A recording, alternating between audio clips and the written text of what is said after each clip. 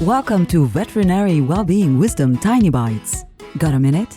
Get a tiny bite of well-being wisdom that'll help you thrive. Here's your host, citizen scientist in neurology, neuroplasticity, and positive psychology, and program director for the Center for Workplace Happiness, Sandy Weaver.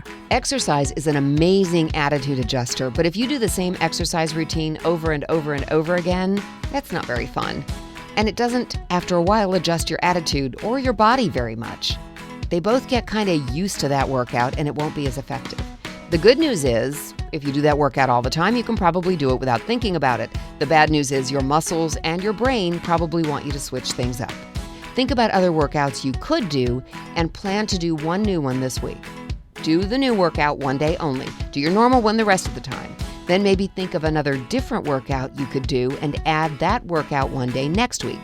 That'll give your body 3 different workouts, and that's enough to make any body and brain happy. For more well-being wisdom, visit theveterinarianschampion.com. I'm Sandy Weaver.